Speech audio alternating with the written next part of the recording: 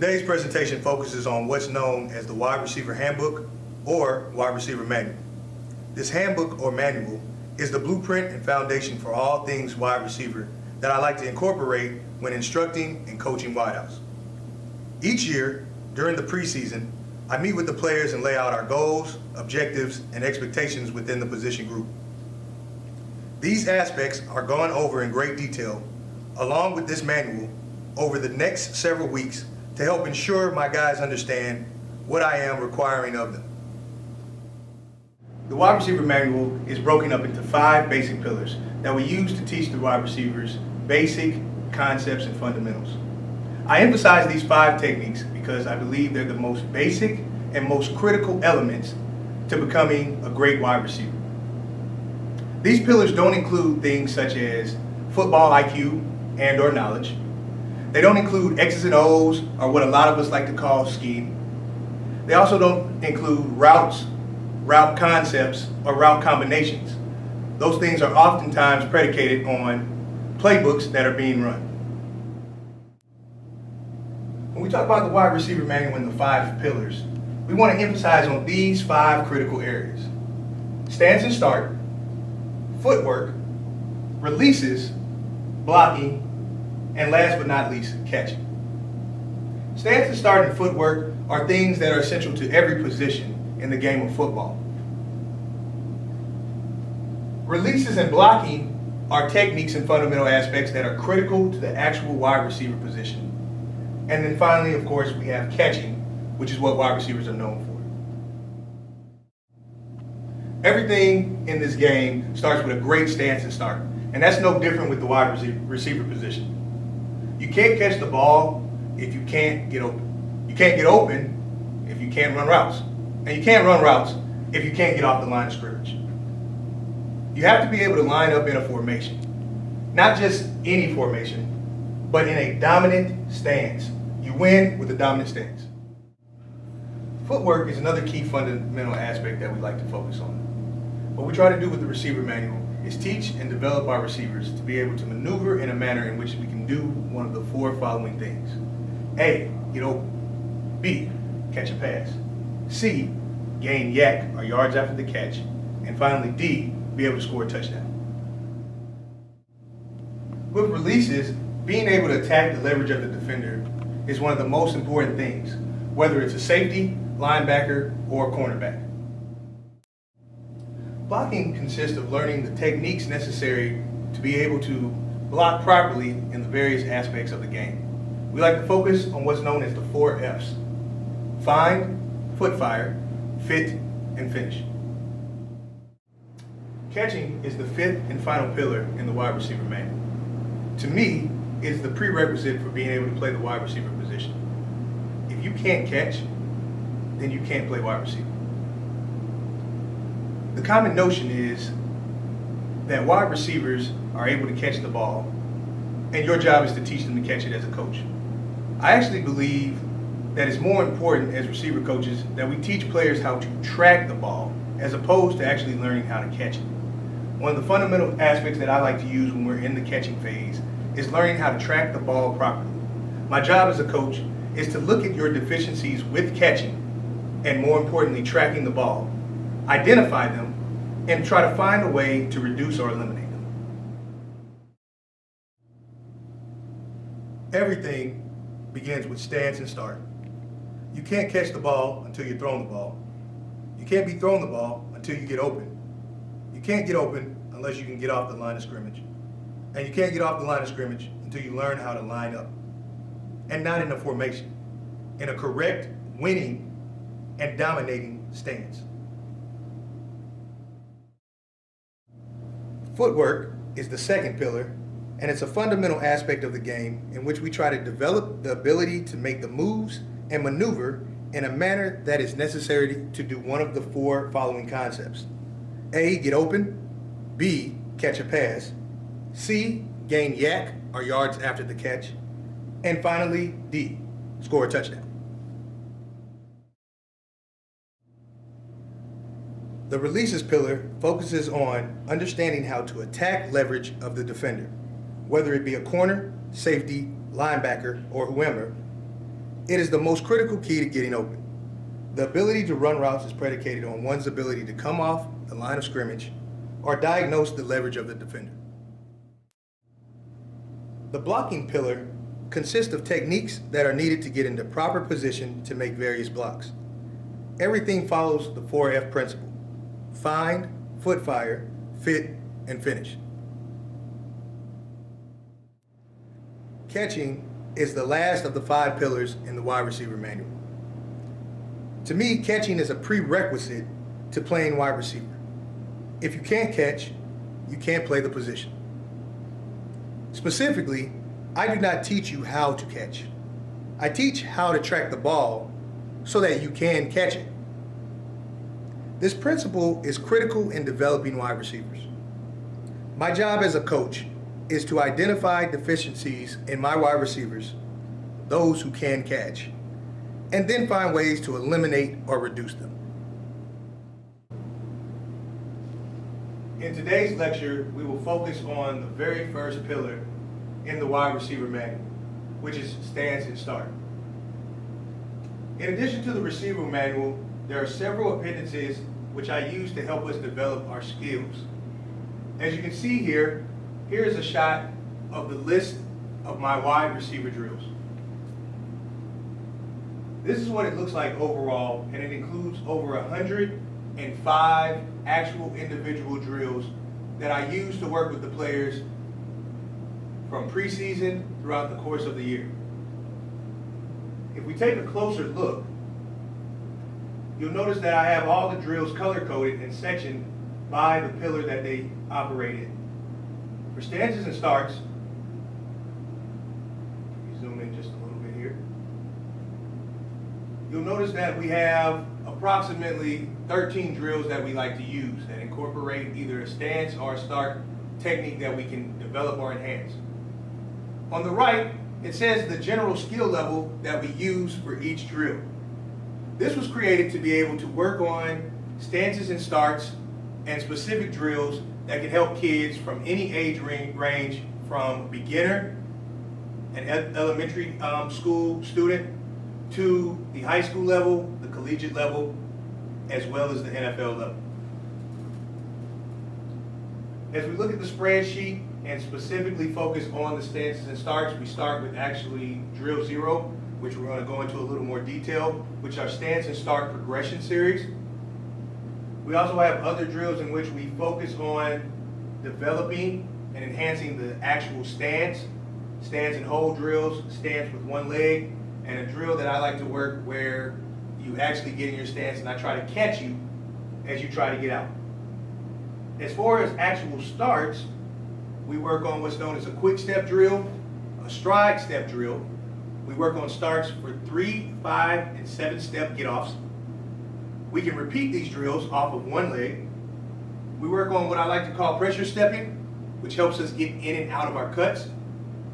And finally, we work on what's known as an acceleration-deceleration drill, which also helps us with the ability to get in and out of our cuts. Specifically, what we're going to focus on again is the stance and start progression series, which we'll take a look at a couple of clips that will help give us a better idea of how to get in a proper stance and start position. Before we begin the video, I want to describe what's actually going to take place. The stance and start progression is a 4-part series in which we focus on actual length or depth in our stance. We want to talk about the proper knee bend and ankle flexion that one should have. We talk about proper hand placement, assuming that we're always going to go against press man. And we talk about locking in using our cleats to make sure that we have a firm, sturdy balance, which allows us to be even, and most importantly, hold our water so that we don't jump off sides. We'll take a look at this drill 0, which is the stance and start progression, from 2 different angles today, starting with from behind both of the viewers. You'll notice here that as the clip begins, they're actually going to step with their right foot, drop into the stance, get their hands up, and flex their ankles to make sure that they've secured their stance. As the coach, I give them 4 different cadences, either a whistle or the sound of my voice, to tell them which phase in the progression that they're on. The first part of the progression involves them actually stepping out. Notice that both receivers are able to step out, all right, and they start in a position in which they have just enough balance, slightly tighter than shoulder width apart. When they step out, they don't step any further than the framework of their body. I like to tell them to think of it as taking a natural step when you're walking. Anything more than that starts to become too much. You become too elongated in your stance, and it takes more time for you to roll over that back foot towards the front. The second thing we take a look at is telling them to drop their weight down. A common thing in receiver coaching circles is making sure that you have your numbers hidden from where the press defender can get his hands on you. We want to drop our weight, have good knee, waist, and ankle bend, not so low that you can't generate enough power and be explosive or work a release, but to the point where you can get off effectively. Shoulders should be over the knees, knees possibly over the toes is the general method for this.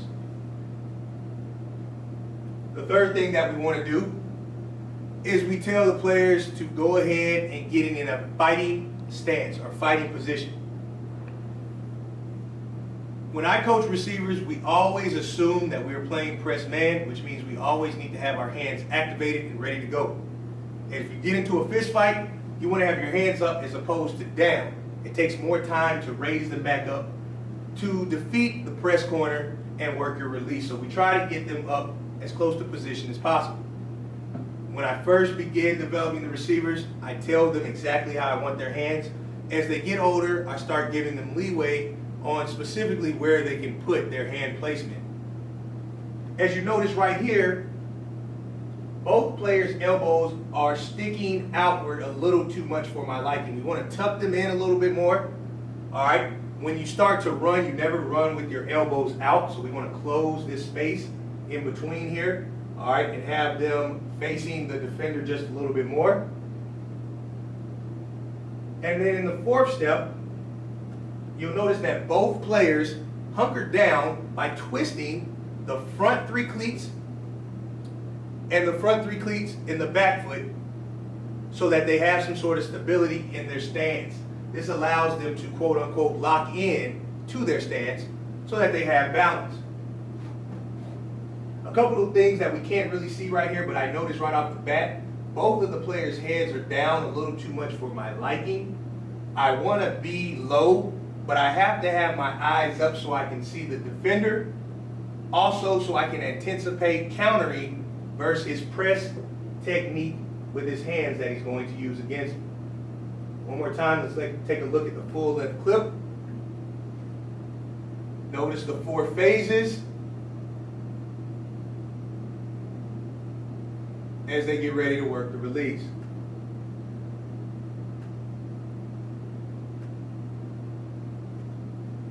Let's take a look at it from another angle. Here's the full clip. You see the players working the whole drill one more time. I'll show it again as they step out and follow the cadence. Let's take a look closer to see if we see any sort of improvement as they do the stance and start progression from this angle. Before we get started, let's emphasize again the placement of the feet before we get started, slightly inside of shoulder width apart. I like to use a cone, or I use the lines on the field to help them get an understanding of about how far we want to be. You never want your base to be too wide. It won't allow you to actually get off the line of scrimmage. The second thing is both players step at the same time. Again, trying not to get outside of the framework of their body. The second whistle or cadence tells them to drop their weight. A lot of times you'll hear coaches talking about a 70 to 30, 75, 25, 80, 20. of your body weight over the foot. I do agree with a couple of those theories to a certain extent. However, there are certain plays and certain routes, specifically bubbles, in which you need to loosen up your stance a little bit. If we're playing off-man coverage, I allow them to be a little more upright. They also don't have to have their hands up.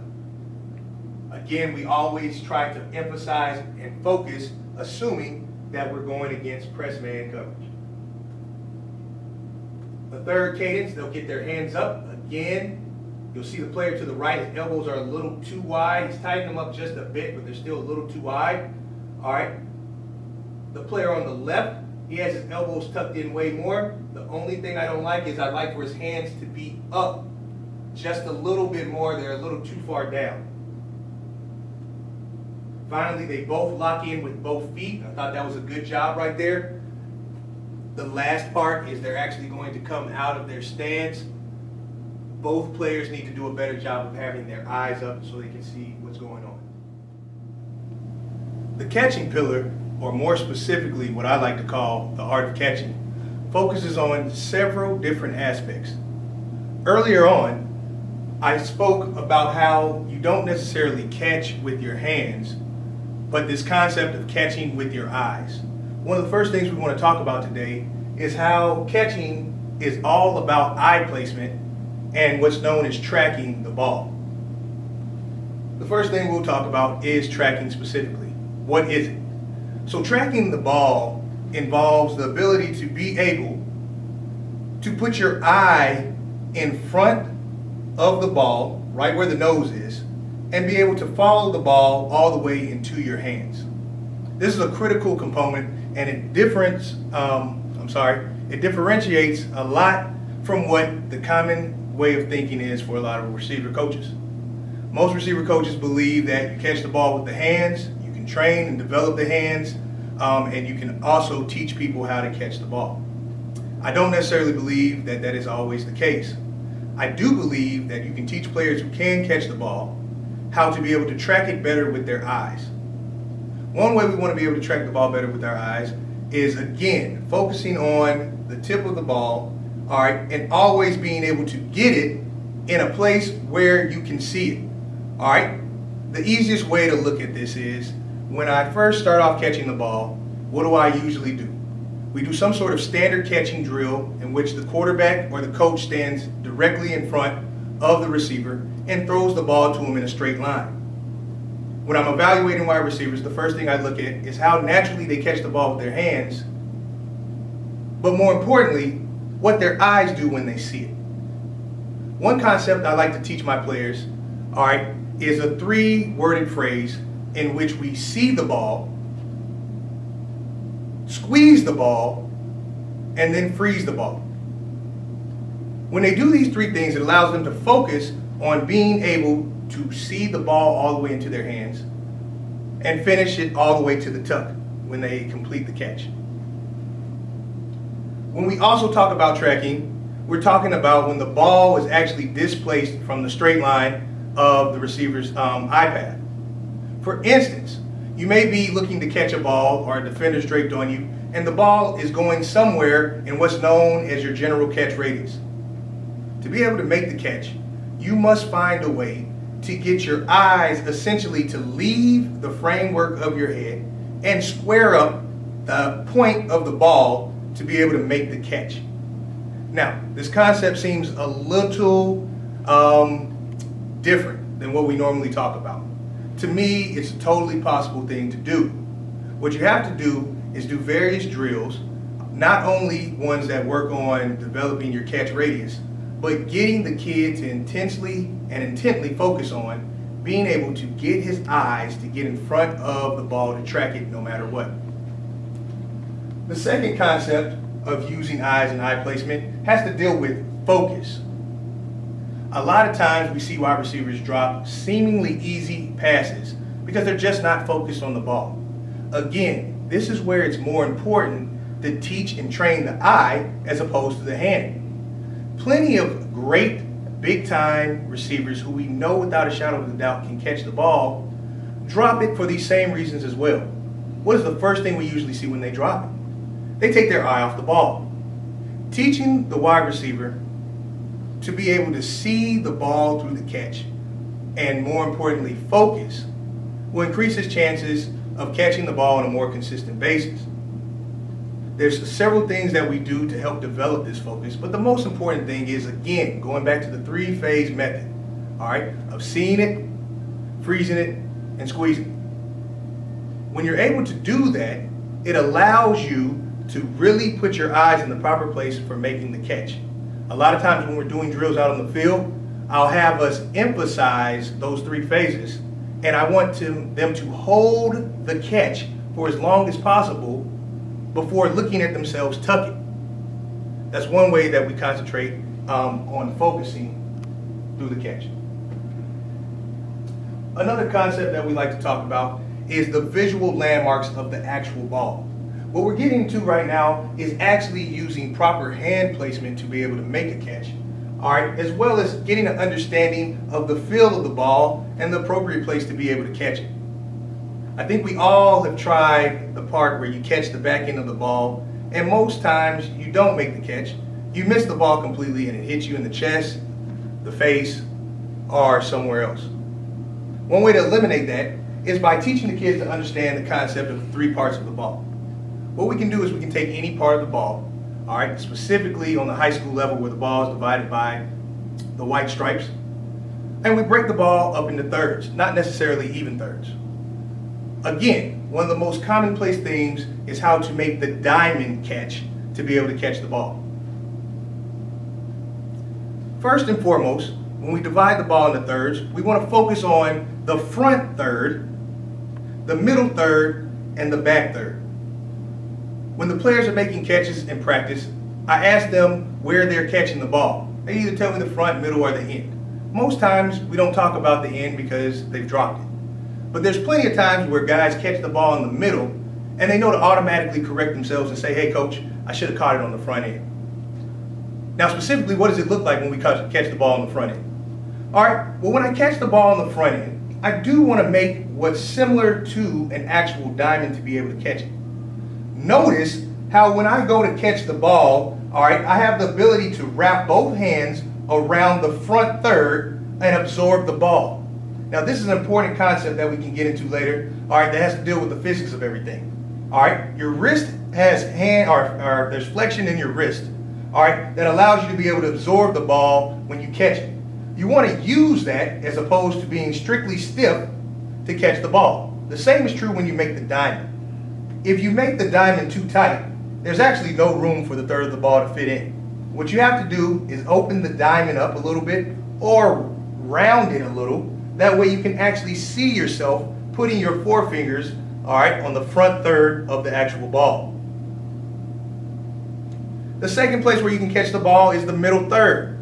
All right, if your hands are too wide on the catch or you're a little late reacting, this is where you're probably going to catch it. It's not appropriate to have your hands closed or in the diamond position when you're about to catch the fat end of the ball. It will bounce off of your hands. You need to widen your hands, all right, and be able to catch it. Now, this isn't something you necessarily concentrate on doing. It's something that happens during the course of the play in which the ball just gets up on you too fast. The concept is still the same though. As I'm tracking the ball, I want to be able to put my hands around and I'm still going to see it. All right, I freeze the ball by absorbing it with my wrist, all right, and then again I squeeze it to make the catch. These two are the most appropriate places to actually catch the ball. We never want to catch the ball on the back third because again, it rarely ever results in an actual catch. The third thing we like to talk about are the various levels of catching. What do I mean by levels? Well, again, going back to the concept of hand flexion and wrist flexion, also we talk about things like catch radius and arm extension. All right, level one is the ideal catching position. We also can take catches at the level 2. And finally, level 3, which we'll try to avoid at all costs, even though there is a time and place where you can do that. So specifically, what are these 3 levels? Well, level 1 is what I like to think of as what is closely related to the perfect catch. In a perfect world, if the ball is coming directly to me, I can get maximum extension on the catch. What I mean by maximum extension is this. The ball's coming to me and I go to catch it. My arms are out wide so I can make sure my body is between the defender, especially in man coverage. All right, and I'm reaching out to attack or grab the ball. Now, when I originally taught this concept, level 1 involved being straight armed and reaching all the way. That's not necessarily a natural football move, and your body doesn't always get in that position. So I've allowed a little more leeway. A slight bend is okay, as long as I'm trying to get as much extension as possible. Level 2 involves the ball getting up a little bit on me. Let's say I'm in tight quarters or I'm late to track the ball. All right, now you can definitely see the elbow bend when being able to catch the ball. The ball's a little closer to my body, but I still can catch it strong. I still can catch it with power, and I still can catch the ball and make a move. Level 2 is what the majority of catches will turn into a good portion of the time. Finally, level 3 is anything that gets very close to our chest or what's known as a body catch. Ironically, I would take a body catch over a catch right here. When someone catches the ball this close to their chest, that means they completely did not track the ball correctly or they were late getting their head around. This results in not being able to see the ball and a lot of drops. Conversely, you can purposely make a body catch, and there are times when that's appropriate. In heavy traffic, on critical third downs, in the plays in the in the end zone, where the most important thing is just possession of the ball and either continuing the drive or scoring the touchdown. Sometimes when it's raining heavily or snowing, you want to use a body catch. Sometimes I need my body to shield it away from a defender that's closely draped on me. In a perfect world, however, we want to always try to catch the ball at level 1. When we combine these two portions right here, the perfect catch, when I talk to the kids, is one in which you catch it at 2 level 1s essentially. I catch the front third of the ball, and I also catch it extended as often as possible. I always try to apply and sometimes reward the kids, all right, for being able to catch the ball consistently at level 1 in both of these aspects. When you get into it in terms of critiquing and evaluating, you can really break it down into 6 parts. One where I can catch the ball at level 1 and visually place my hands in the right place. I can catch the ball at level 2 and put my hands in the right place, or I can catch the ball at level 1. Of course, I'll probably completely miss the ball, as you can see right here. All right, if I try to catch the back end. So on and so forth with level 2 and level 3. To me, these are the most critical concepts when we're talking about actually being able to physically catch the ball. Other concepts include actual body positioning, which we'll use in another lecture to discuss. Learning how to shield yourself between the defender in the appropriate manner. And how to specifically catch balls of different variations. For example, high balls, low balls, and balls that actually come at somewhere chest to stomach area. How to catch balls when working towards the sideline, and various other types of actions and football moves that you can make when catching the ball. What we have here is a catching progression known as on the line catching. It's a series of catches that we do to work on hand placement and catch technique. Simply put, what we do is the coach lines up about 5 to 10 yards away. We have a group of players line up on any specific line. It could be the front end of the goal line, the back end of the goal line, anywhere on the field, and they work across. In one direction, they jog about 3/4 speed and make the various catches that we tell them to do in the catching progression. And then on the way back, we give a little added twist with footwork, such as karaoke, and we have them complete the same type of catches. What we're going to discuss right here is specifically hand placement, and we're going to try to take a look and see where the players are placing their eyes, see if they're using their eyes to get in front of the ball to track it. This first clip, they're doing a regular catch as they work across the line. This is a look at it in real time. and Karaoke coming back. As he works across, notice that his eyes should be following the line of vision of the quarterback as he works so that he can track the ball and possibly frame it. There's not going to be a lot of framing in this because he's working across his body.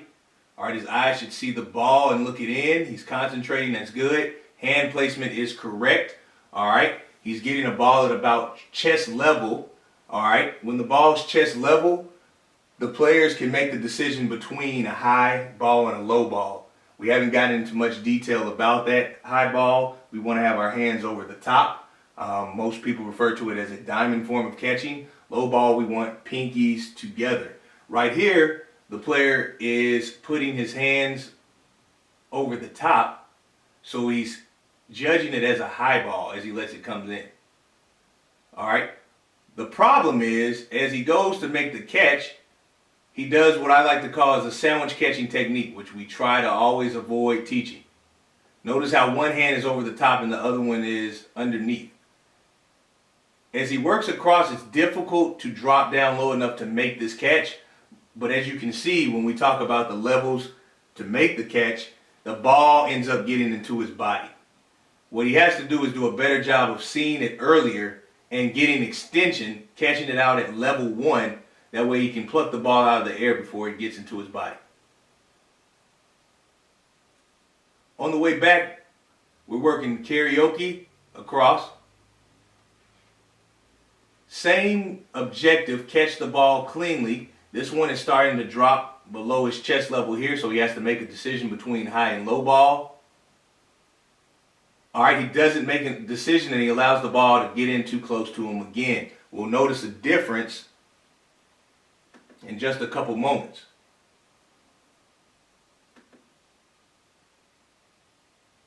All right, notice here with this player that he tracks the ball the same way, working the Karaoke technique coming back. He reaches to catch it at level 1. Maybe that's a little bit of a level 2. Notice that his eyes are tracking the front tip of the ball so he's able to get in front of it. All right, it's clearly above his chest, so he's able to frame the ball up as he works across and try to catch it on that front third of the ball before you get to the fat of it. This is a good job of him catching. He should use his eyes to follow through and finish with the tuck. Notice that he uses his eyes to make the catch. All right, and then he tucks it without his eyes actually following the ball into the tuck.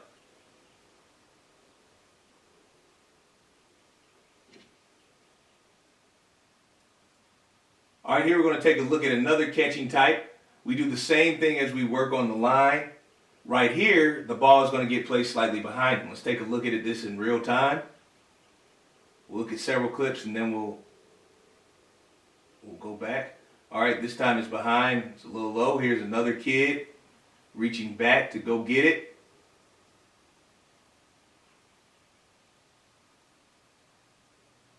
Reaching back to go get it.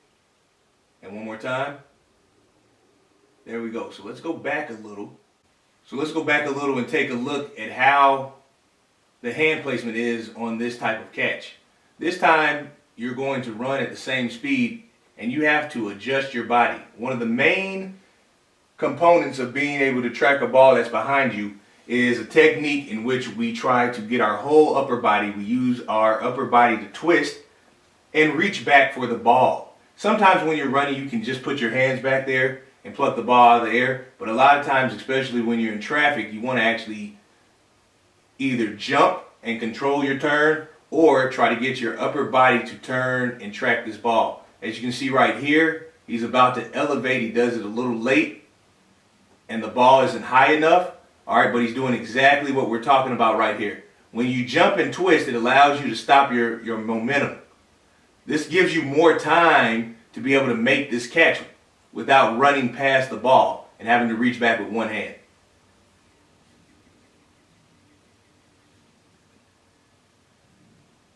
Right here, working from right to left, we're going to get the same thing. All right, notice how he uses his eyes to track the front end of the ball. All right, he's getting full extension working back. All right, now he recognizes that the ball is not high enough to have to jump and turn. So what he'll do is he'll actually reach back with both hands and twist his upper body. This is a great job reaching back, using his eyes to follow it through the catch.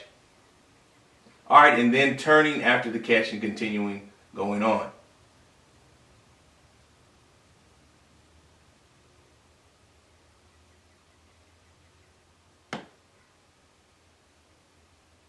The next receiver right here works the same thing. Now he's slowing down a little, anticipating what's going on, but he's doing a good job of tracking it with his eyes.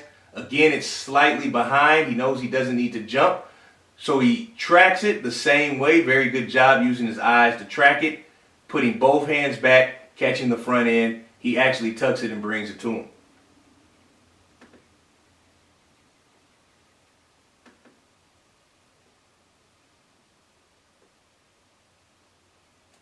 The third person ends up having to rotate his whole body around.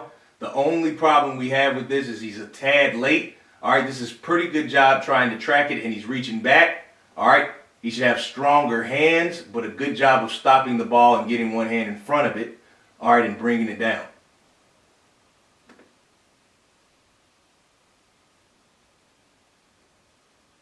Here we have the same catch. This time it's going behind.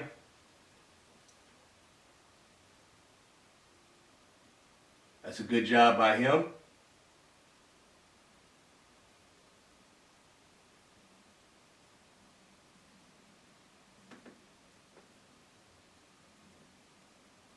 So we're going to get 2 clips in a row, taking a look at him make this catch.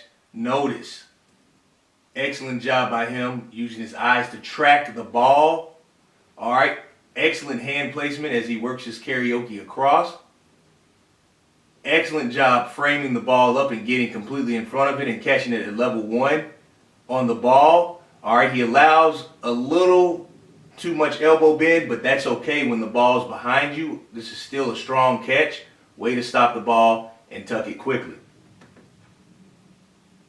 Here's another clip of him. Full speed right here. Very good job by him. Reaching back forward again.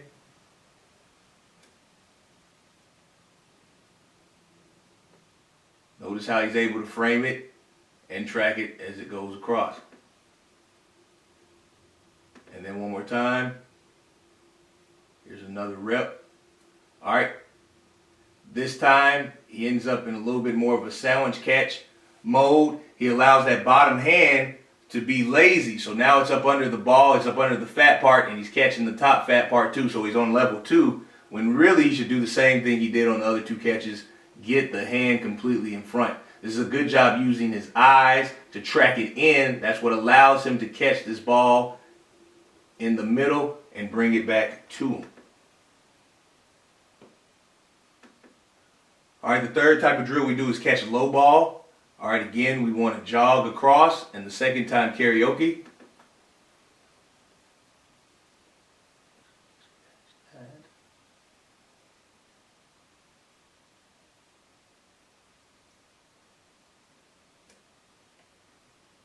The third type of catch that we want to do is high pointing the ball as we work across.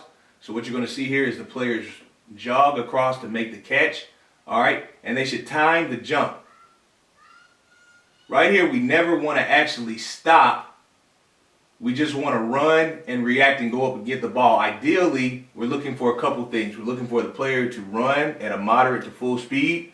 We want to see if he can actually jump and stay on the line that he started on. And we also always want to square up the ball or square ourselves up to the person who's actually throwing us the ball. This allows us to shield the ball away from the defender by using our body and getting it in between the ball and the actual player on defense. Right here, he stops a little early to time his jump. He goes up to get it. This is a good job of eyeing the ball. All right, notice that he jumps right here. He doesn't get full extension, which means he didn't have to jump as high as he actually did. All right, it looks like he may be closing his eyes and he's caught it in the middle portion of the ball. So we look to see a better job right there. He's using a technique, though, when he catches, of catching and snatching, which we do like. We always want to go up and get the ball and snatch it away from the defender. This player right here, all right, does an excellent job of running across, squaring up the ball,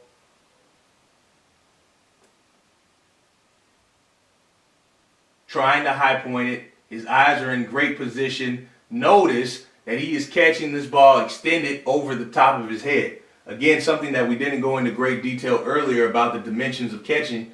The level 1, 2, and 3 extend outward from the body as well as upward into the air. So he does a great job of getting extension to make the catch, catching the front end of the ball. He's got good elevation, even though that's not something we're necessarily looking for. We just want to see if the player is actually going to get extension with his hands and jump up to get a ball at the highest point. This is an excellent job of going up to get it, catching and snatching, and finishing the drill. Another player coming back, good job. All right, what he does not do a great job of is squaring the ball up. He does do a good job of watching it with his eyes and getting in position to jump. If he squares the ball up, he can actually catch it at a little bit higher point. He actually should have his hands on the ball right there as he finishes through with the drill.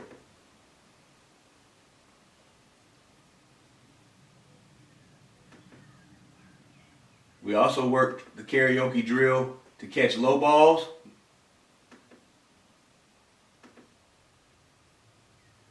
Right there, he double clutches to make the catch.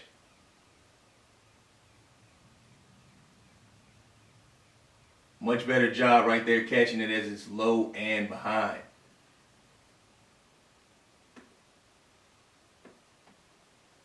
Let's take a look at how he's framing the ball up and hand placement.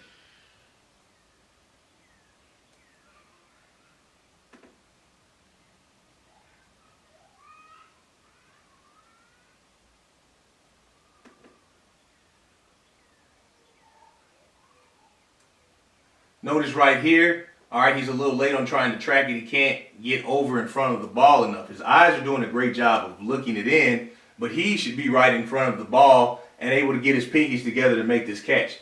All right, this is where players find problems. The hands are on two different planes. All right, so one's up under the ball, the other one's pushing it out. That forces him to bobble it or juggle it and make a double catch right there.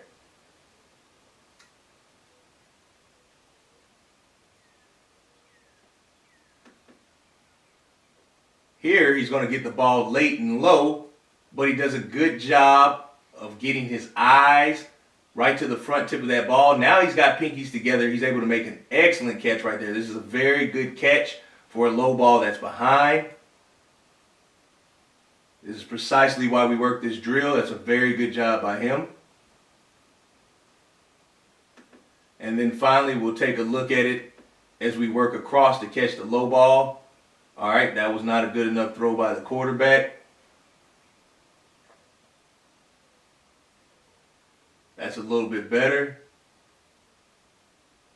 All right, I'd like for him to run a little bit faster as they work across on this drill. He's not doing a good job of staying tight to the cones. He's giving himself extra time to try to track the ball.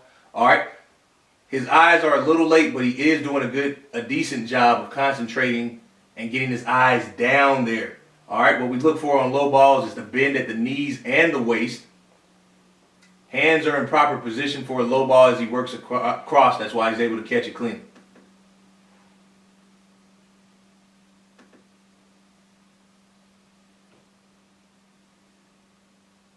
Right here, same thing. He's drifting away. You can tell that he's trying to track it, but he's picking it up late as he allows it to get into him. Notice his eyes are tracking the ball. He puts his hands in the wrong place. So this is a rare instance of actually tracking it correctly with your eyes and your hands just not being there for you. He gets into his body, so he's obviously going to juggle this catch. All right, but by having his eyes on it, he's able to tip the ball up and then make it on the second catch. And we do want to be able to focus on that.